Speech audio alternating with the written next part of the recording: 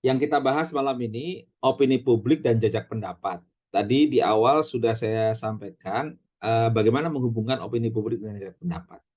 Opini publik itu sebenarnya apa yang paling dikehendaki oleh rakyat. Itulah opini publik.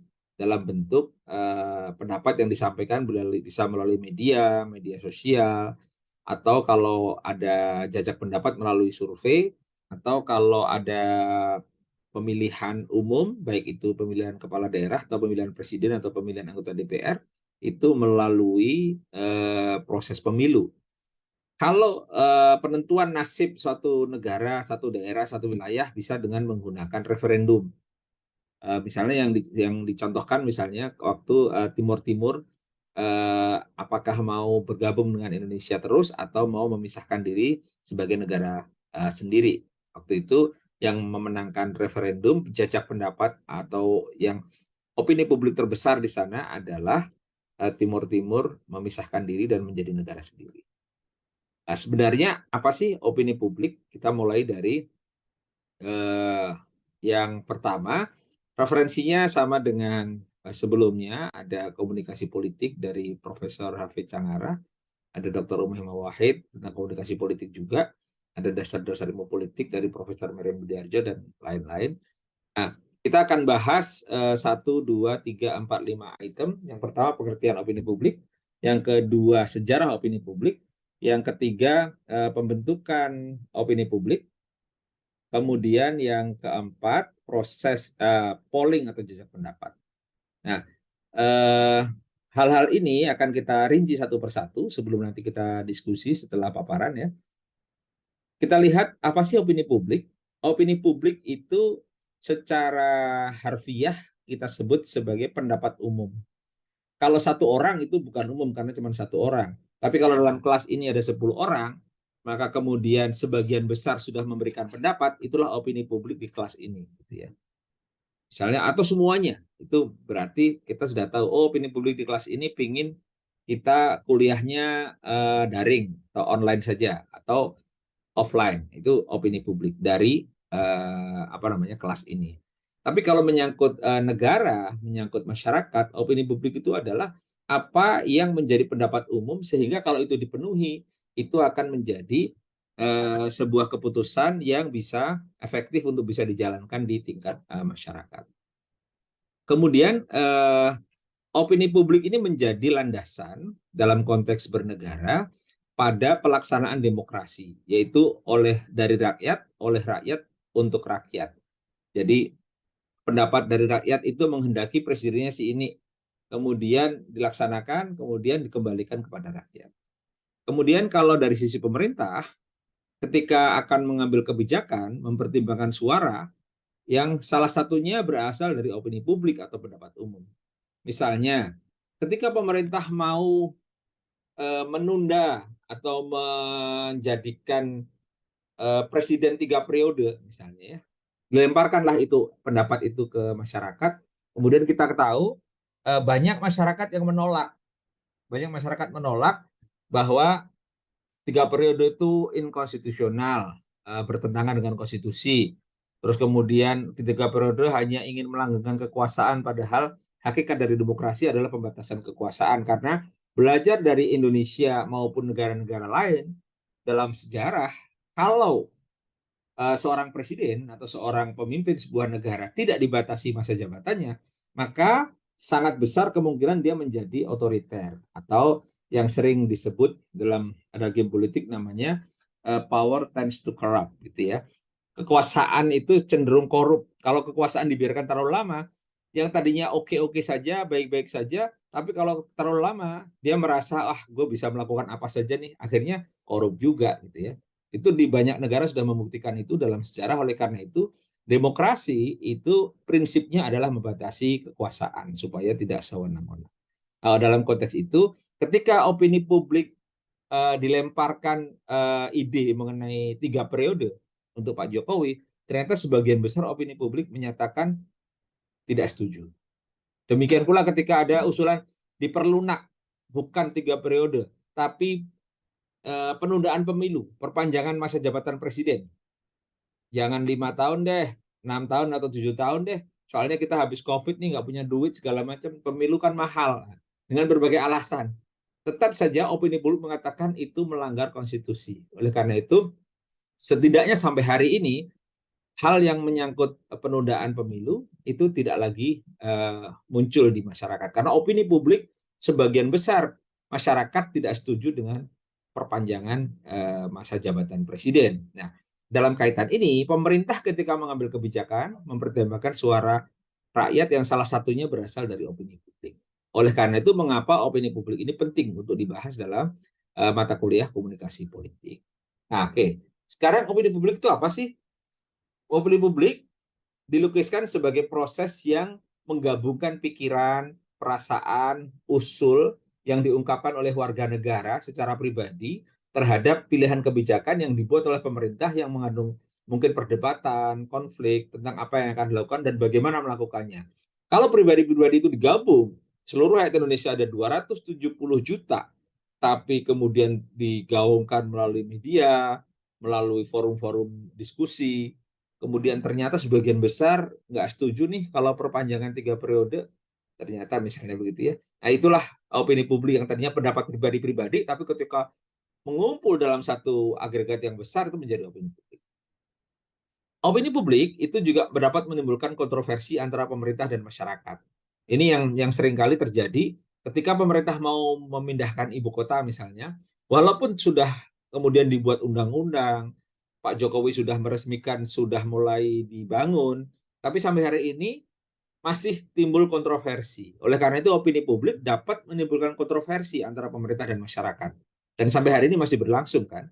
Jadi opini publik juga bisa diarahkan untuk menguatkan kekuatan para elit politik. Jadi misalnya nanti setelah 2024 terpilih presiden baru, maka ketika presiden baru itu dipilih lebih dari 50% pemilih, atau mungkin 60% atau 70%, maka itulah gambaran opini publik yang menghendaki seorang calon presiden menjadi presiden. Gitu ya.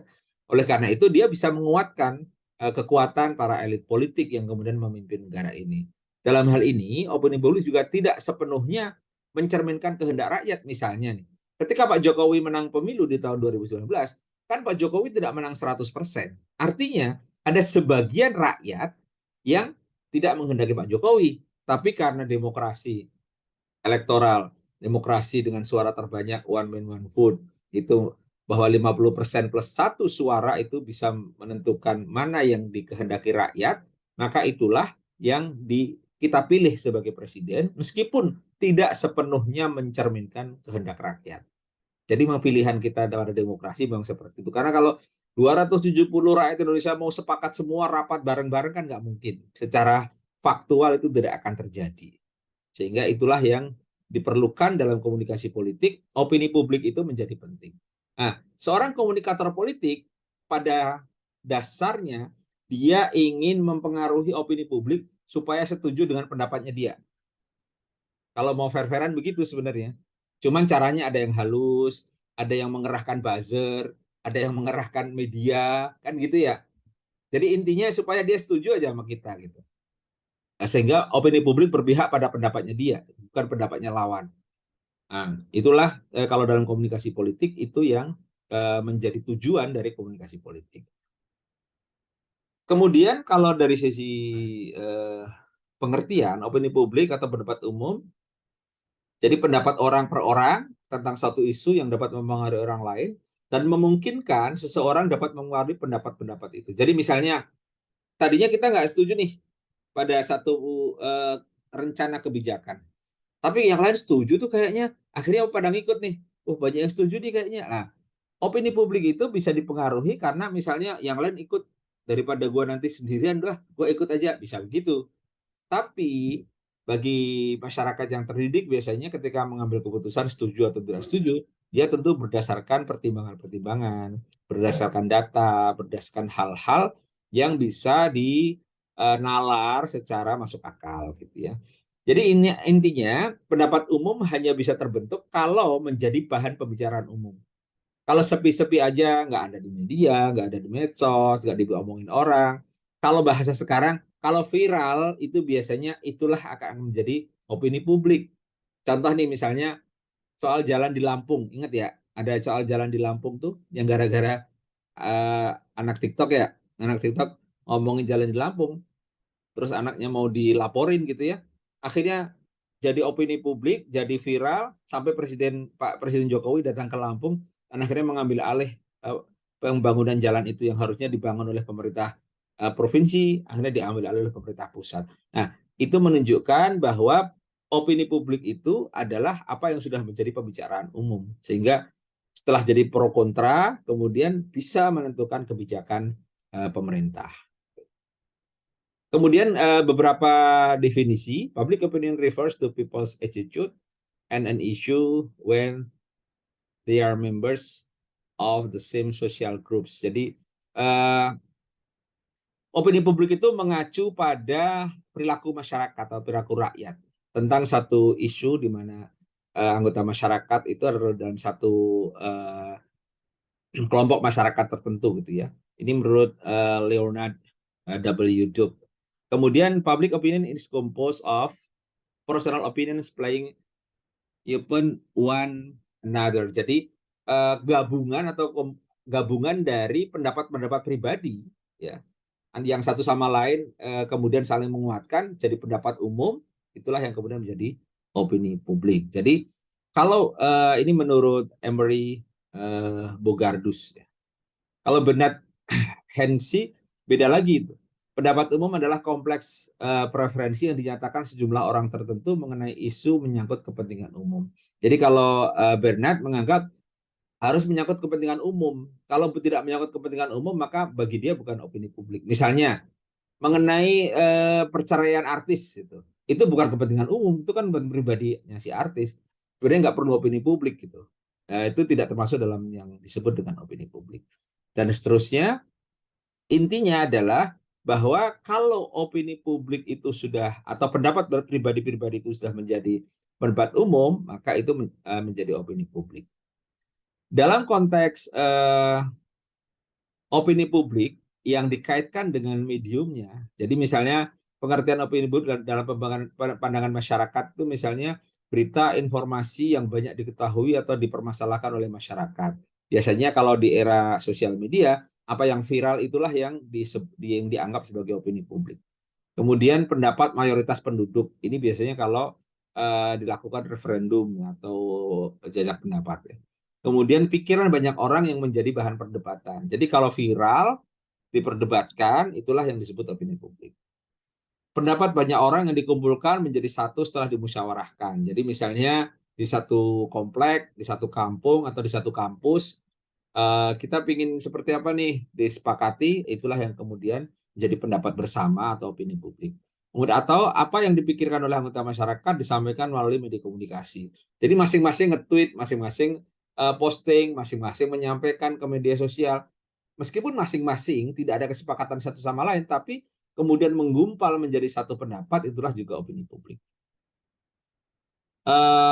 Secara prinsip, secara substansi, opini publik atau pendapat umum itu mengandung makna yang pertama adanya isu yang diawali ketidaksepakatan atau pro kontra. Kemudian isu melahirkan dua bentuk masyarakat, ya ini masyarakat yang peduli pada isu itu lalu membuat pendapat. Sementara ada masyarakat yang nggak peduli atau diam. Jadi misalnya kayak kasus jalan di Lampung yang rusak itu ya. Awalnya dia ngomong kemudian tentang yang lain bahkan mau dilaporin ke polisi segala macam, kontroversi kan. Tapi yang lain nggak peduli, yang lain sibuk dengan yang lain. Tetap aja ada yang nggak terlalu memedulikan, itu urusan masyarakat Lampung lah, bukan urusan kita misalnya. Tapi kemudian ketika bergulir terus menjadi pendapat umum, kemudian bisa mempengaruhi kebijakan pemerintah. Kemudian yang berikutnya, salah satu cirinya adalah pendapat yang dinyatakan dalam bentuk verbal. Verbal itu dengan kata-kata ya. Tapi kalau opini publik itu tidak dinyatakan, ya kadang-kadang tidak diketahui karena syarat opini publik kan kemudian menjadi pembicaraan umum. Tapi kalau tidak disampaikan dalam bentuk kata-kata yang jelas, tentu tidak akan menjadi pendapat umum. Kemudian ada kelompok kolektivitas yang terlibat, misalnya LSM atau partai politik atau yang sifatnya tidak permanen, kadang atau kelompok-kelompok penekan yang muncul misalnya kasus apa ya yang mudah dicontohkan tuh misalnya soal KPK misalnya ya. ada yang setuju, tidak setuju dengan undang-undang KPK yang baru atau soal yang lain ya yang secara umum sudah pernah kita alami ya, misalnya soal menyangkut COVID misalnya ya. Misalnya COVID ketika ada kebijakan lockdown, ada yang setuju, ada yang nggak setuju gitu kan. Itu sifatnya tidak permanen, ada kelompok-kelompok yang mendukung supaya di lockdown, ada juga yang tidak mendukung supaya lockdown. Ini setelah isunya lewat, ya kemudian selesai, tidak permanen. Tapi kemudian melibatkan kelompok-kelompok yang sifatnya kolektif. Oke, nah kita agak mundur sedikit ke sejarah opini publik ya. Jadi modern public opinion atau pendapat umum secara modern baru dimulai di akhir abad ke-19 ketika surat kabar di Amerika, New York Herald melakukan interview kepada sejumlah penduduk kota untuk memprediksi hasil pemilihan wali kota New York di tahun 1908, lama banget ya. Surat kabar kita baru merdeka nih. Surat kabar di Cincinnati, Chicago dan St. Louis di Amerika itu kemudian juga melakukan hal yang sama. Jadi penelitian pasar tentang perilaku konsumen juga dilakukan pada tahun 1930 pada saat resesi melanda Amerika. Ini Great Depression tahun 1929 sampai 1930 itu resesi besar atau itu melanda Amerika. Jadi sejumlah upaya untuk mengetahui pendapat banyak orang dilakukan. Jadi kemudian dari situlah sejarah opini publik itu dimulai dari sejak 1908, 1930 dilakukan lagi. Dan kemudian semakin ke sini itu ada buku tentang Opinion Public and Popular Government tahun 1919. Ini buku pertama yang membicarakan opini publik. Kemudian disusul ada buku berikutnya yang juga sangat terkenal, yaitu Public Opinion karya Lippmann atau Walter Lippmann. Sampai sekarang masih diacu oleh para pembelajar ilmu komunikasi politiknya. Nah, kemudian bagaimana opini publik hubungannya dengan pengambilan keputusan? Jadi yang tadi saya contohkan misalnya seperti jalan di Lampung yang tadinya hanya karena anak TikTok yang ngomong memprotes jalan yang rusak di Lampung, kemudian jadi viral, kemudian sampai Presiden Jokowi, para menteri datang ke Lampung mengambil alih pembangunan jalan di Lampung. Itu kan dari opini satu orang, kemudian ternyata itu mewakili pikiran banyak orang, akhirnya jadi viral, jadi opini publik, akhirnya diambillah keputusan. Itu opini publik yang mempengaruhi keputusan. Jadi para pejabat pemerintah dan pembuat kebijakan makin menyadari pentingnya mempertimbangkan opini publik dalam mengambil keputusan atau kebijakan.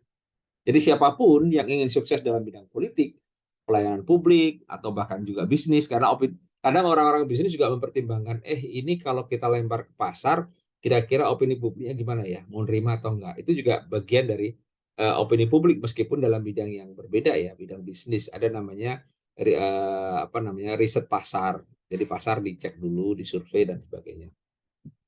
Oleh karena itu dalam konteks komunikasi politik perlu kita paham dan menguasai apa itu pendapat umum, sehingga karena tujuan utama dari komunikasi politik sebenarnya kan bahwa pesan yang kita sampaikan sampai dan pesan yang kita sampaikan itu diterima, bahkan kalau perlu disetujui sehingga mereka setuju dengan kita. Jadi pendapat umum itu kalau dalam politik atau opini publik itu erat kaitannya dengan pemberian suara. Apakah dia mau memilih kita atau tidak, atau apakah dia mau memilih presiden yang kita dukung atau tidak, apakah dia mau memilih gubernur yang kita dukung atau tidak, itu telah tergantung pada opini publik. Misalnya kalau seorang pemimpin itu mendapatkan opini publik yang besar, artinya dia mendapatkan suara yang besar, maka dia memiliki pengakuan atau legitimasi pada sebuah keputusan atau kebijakan yang diambil, atau dia sendiri ketika memimpin, kalau dia didukung oleh sebagian besar rakyat, maka itulah opini publik yang membuat dia punya legitimasi sebagai pemimpin. Jadi kalau dalam demokrasi, bahkan disebutkan oleh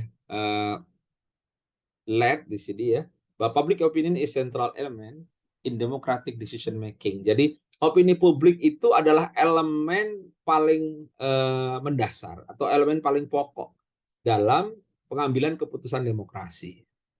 Karena kalau kita memutuskan suatu tanpa memperhatikan opini publik, ternyata sebagian besar masyarakat opini publik tidak mendukung, boleh jadi keputusan kita bisa diambil tapi kemudian ditolak atau tidak dijalankan oleh rakyat karena kita tidak mempertimbangkan opini publik. Oleh karena itu, para politisi, para pejabat, kalau mengambil satu keputusan, penting untuk mempertimbangkan opini publik ini. Jadi mereka sering menyebutkan begini, bahwa ini setelah mempertimbangkan suara rakyat, kami mengambil keputusan seperti ini. Jadi mereka mengklaim the public is behind me. Jadi rakyat ada di belakang saya, misalnya, mendukung keputusan ini. Itu bagian dari bagaimana hubungan antara opini publik dengan pengambilan keputusan. Nah, kalau dalam bentuk grafis gitu ya, ada public opinion itu bentuknya bisa reaksi, bisa pesan, bisa feedback, bisa komplain, bisa evaluasi, bisa reputasi, bisa permintaan, bisa pengaruh, bisa kritik, bisa dalam bentuk politik, bisa juga dalam bentuk ide gitu ya. Segala macam yang diungkapkan oleh publik itu bisa menjadi sumber dari opini publik. Tinggal beberapa slide. Jadi bagaimana pembentukan opini publik? Pembentukan opini publik itu ada beberapa hal ya. Misalnya ada namanya gejala pendapat umum. Gejala atau tanda-tanda adanya pendapat umum bila terdapat umpan balik, jadi feedback. Jadi misalnya dilontarkan nih, bagaimana kalau kita Presiden Jokowi maju untuk 1 periode lagi, jadi 3 periode. Itu disampaikan opininya atau pendapatnya. Kemudian muncullah umpan balik, ada reaksi di liputan media massa, ada yang setuju, ada yang nggak setuju, dan seterusnya. Ada yang kampanye 3 periode, ada yang ditolak, itu melanggar konstitusi, segala macam, dan seterusnya. Kemudian, tindakan apa yang mencerminkan pandangan orang banyak? Ada yang demo, ada yang segala macam. Itulah kemudian berbagai organisasi terlibat dan segala macam. Itu menunjukkan bahwa gejala adanya pendapat umum dapat dilihat di negara demokrasi. Karena apa?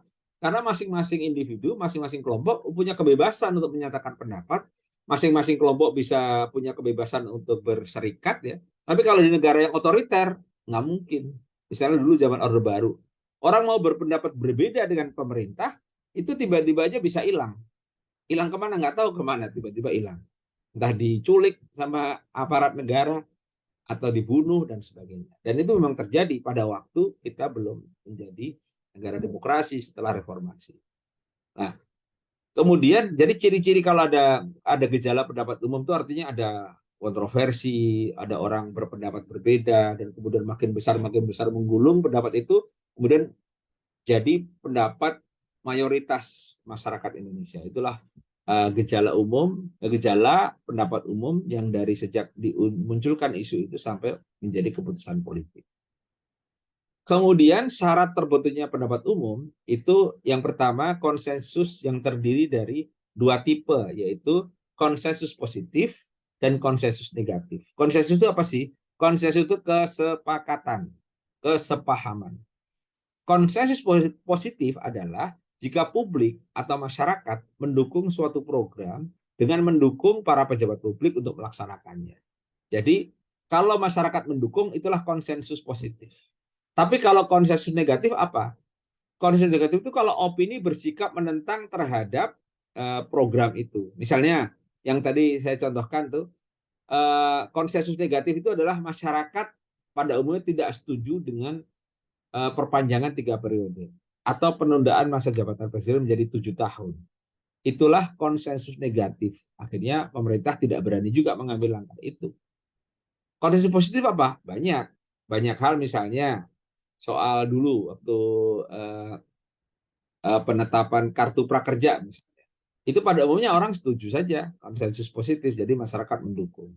Nah, jadi syarat terbentuknya pendapat umum atau opini publik adalah adanya konsensus, baik itu konsensus negatif, baik positif maupun konsensus negatif. Kemudian bagaimana proses pembentukannya? Pembentukan opini publik. Proses pembentukan opini publik ini kalau Jackson Brown mengatakan bahwa ada 7 langkah ketika opini publik itu muncul. Yang pertama, timbulnya kerisauan atau kegalauan, ya, kegalauan di kalangan anggota masyarakat mengenai satu masalah dan mencoba menghubungkan pendapat-pendapat tersebut dengan berbagai sumber. Contoh paling dekat, paling konkret itu misalnya soal jalan di Lampung itu. Ketika jalan rusak dikesuarakan oleh seorang TikToker ya misalnya, kemudian yang lain bener nggak sih kayak gitu, yang lain akhirnya saling saut menyaut. Itu kan dimulai dari kegalauan, dari kerisauan dari anggota masyarakat. Kemudian setelah itu timbul gagasan penyelesaian yang dikemukakan oleh kelompok-kelompok masyarakat yang menaruh perhatian. Akhirnya masyarakat Lampung pada berpendapat, muncul di media, di koran. Kemudian orang lain juga memberi perhatian, pejabat pusat memberi perhatian dan seterusnya. Kemudian muncul kelompok baru yang mengajukan pendapat yang bertentangan. Siapa ini? Misalnya kalau dalam kasus jalan rusak di Lampung itu adalah kelompok-kelompok yang mengadukan si TikToker yang mau diajukan ke polisi. Tapi kemudian ada yang menentang lagi siapa? Misalnya Pak Mahfud MD. Pak Mahfud MD di Twitternya istilahnya mendukung anak yang TikToker yang protes tentang jalan rusak. Akhirnya antar pejabat kemudian saling berbeda pendapat. Bahkan lembaga formal juga ikut terlibat, partai politik terlibat dan seterusnya. Kemudian kelompok yang menentang boleh menyatu atau mencari dukungan dari luar. Jadi akhirnya karena si TikToker nih mau dilaporin ke polisi, kemudian didukunglah dia oleh kelompok-kelompok dari luar. Kemudian melalui pembicaraan, perdebatan yang kontroversi, lalu timbullah pendapat umum. Nah, efek dari pendapat umum apabila kelompok-kelompok tersebut mulai melakukan himbauan agar pemerintah atau lembaga mengambil tindakan, dan itu sudah terjadi. Akhirnya apa yang terjadi? Presiden Jokowi, Menteri PU datang ke sana sama gubernur juga dan mengambil alih pembangunan jalan di Lampung. Akhirnya pihak yang merasa berwenang mengambil tindakan dan membuat keputusan-keputusan yang pantas. Ini jadi contoh soal jalan di Lampung itu adalah contoh sempurna dari pembentukan atau proses pembentukan opini publik. Yang lain masih banyak, kalian nanti bisa cari contohnya. Dan oleh karena itu kalau kita lihat orang pada protes, orang pada demo, atau menulis di sosial media, sebenarnya ini bagian dari kalau pendapat kita disetujui oleh banyak masyarakat akan menjadi opini publik. Dan itu akan mempengaruhi keputusan pemerintah, akan mempengaruhi banyak orang. Inilah proses pengambilan pembentukan opini publik.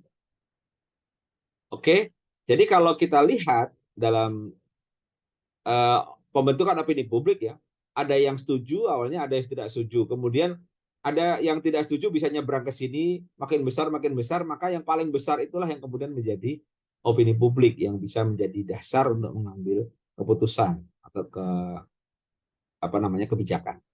Nah, kemudian beberapa hal lagi, bagaimana kita mengukur opini publik? Salah satu caranya adalah dengan jajak pendapat atau polling.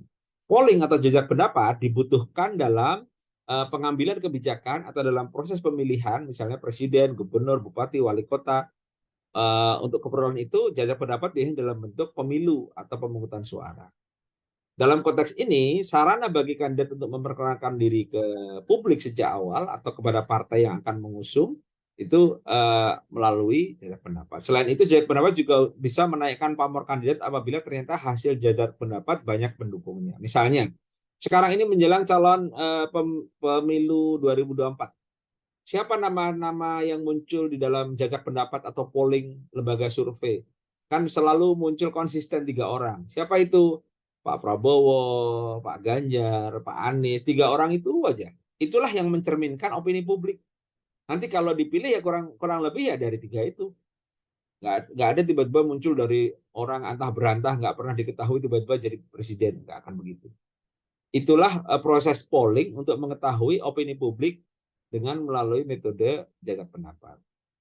Berikutnya, jajak pendapat itu juga membantu para kandidat atau para calon mengetahui isu apa yang didukung oleh publik. Jadi kadang-kadang tidak hanya untuk mengetahui, kamu mendukung siapa? Pak Ganjar, Pak Anies, atau Pak Prabowo? Hanya itu. Kamu ingin apa sih nanti kalau ada presiden baru? Oh, saya ingin jalan dibangun. Oh, saya ingin pendidikan gampang. Oh, saya ingin harga-harga murah. Oh, saya ingin. Dan itu isu-isu yang didukung oleh publik. Sehingga kemudian calon presiden itu menyesuaikan dengan apa kebutuhan publik. Kemudian jajak pendapat juga membantu kandidat untuk mengetahui apa saja yang diinginkan, tapi juga menilai kandidat. Misalnya, saya ingin calon presiden yang begini, begitu ya. Calon presiden yang pinter, calon presiden yang tegas, calon presiden yang punya rekam jejak yang bagus. Nah, itu bagian dari jajak pendapat untuk mengetahui itu. Di sisi lain, jajak pendapat itu juga bisa menjadi bagian dari strategi kampanye, di mana jajak pendapat tidak hanya memberi informasi kepada publik, tapi juga bisa untuk citra diri yang diinginkan oleh kandidat ya. Misalnya, oh ternyata masyarakat tuh suka calon gubernur yang ganteng misalnya. Oh kalau ini suka calon bupati yang cantik misalnya.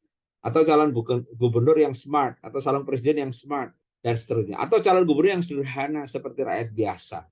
Itu semua bagian dari jajak pendapat yang bisa dijadikan strategi dalam kampanye. Jadi kita bisa tahu apa yang diinginkan masyarakat sih sebenarnya tentang calon presiden, calon gubernur, atau calon wali kota. Di samping itu, dapat juga untuk mengukur kekuatan kandidat di hadapan publik. Misalnya, mengukur secara akurat bagaimana persepsi publik terhadap lawan politik. Jadi misalnya Pak Anies bikin survei, gimana menurut masyarakat tentang Pak Ganjar, tentang Pak Prabowo, dan sebaliknya. Itulah jajak pendapat, salah satu cara untuk mengukur opini publik. Jadi kira-kira itu yang bisa di-share, nanti kita diskusikan apa yang disampaikan dalam paparan ini tentang opini publik, pembentukan opini publik, dan bagaimana cara mengukur opini publik, yaitu dengan cara salah satunya dengan jajak pendapat. Demikian, silahkan kalau ada yang mau sharing, bertanya, atau memberi contoh atau menanggapi. Silakan.